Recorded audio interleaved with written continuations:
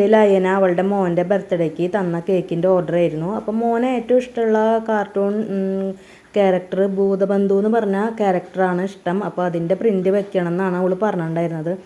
അപ്പോൾ ഭൂതബന്ധു എന്നുള്ളത് പേര് കേട്ടപ്പോൾ ഞാൻ ആദ്യമായിട്ടാണ് കേൾക്കണത് ആ ഒരു കാർട്ടൂൺ കഥാപാത്രം. അപ്പോൾ എനിക്ക് സ്പെല്ലിങ്ങൊക്കെ കറക്റ്റായിട്ട് അയച്ചിടാനൊക്കെ ഞാൻ അവളോട് പറഞ്ഞു. എന്നാലല്ലേ നമുക്ക് സെർച്ച് ചെയ്തത് സംഭവം ഒന്ന് കണ്ടുപിടിക്കാൻ പറ്റുള്ളൂ.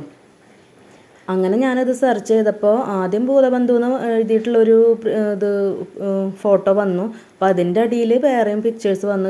ഇതുമായിട്ട് സാമ്യമായിട്ട് എനിക്ക് തോന്നി. അപ്പോൾ അങ്ങനെ 3 പ്രിൻ്റ് എടുത്തു. അപ്പോൾ അങ്ങനെ കേക്കുമ്മലൊക്കെ വെച്ച് നമ്മൾ ഫോട്ടോ ഒക്കെ എടുത്തിട്ടുണ്ടായി. എന്നിട്ട് ഈ സ്റ്റിക്ക് വെച്ച് കഴിഞ്ഞാൽ നമുക്ക് ബോക്സ് അടയ്ക്കാൻ പറ്റില്ലല്ലോ. അപ്പോൾ ഞാൻ ബോക്സിൻ്റെ പുറത്ത് വെച്ചിട്ട് ഞാൻ ഇങ്ങനെ സ്റ്റിക്കൊക്കെ വെക്കുമ്പോൾ എല്ലാവർക്കും കൊടുക്കാറ് സെല്ലോ ടൈപ്പ് വെച്ച് ഒട്ടിച്ച് കൊടുക്കും. പിന്നെ വീണ്ടും അവർക്ക് അതിൽ വെക്കല്ലേ വേണ്ടോ. അങ്ങനെ ഞാൻ ഇത് ഡെലിവറി ചെയ്ത കേക്കായിരുന്നു കേട്ടോ. അപ്പോൾ ഞാൻ ചെന്ന് വശം തന്നെ മോന് ഓടി വന്നിട്ട് നോക്കി. അപ്പോൾ പറഞ്ഞു ഇതിൽ ഒരെണ്ണം ഉള്ളോ ഭൂതബന്ധു, ബാക്കിയുള്ളതൊക്കെ ആരാന്ന് ചോദിച്ചു. ഞാൻ പറഞ്ഞു അയ്യോ എനിക്കറിയില്ല, ഞാൻ സെർച്ച് ചെയ്തപ്പോൾ ഇതൊക്കെയാണ് വന്നത്.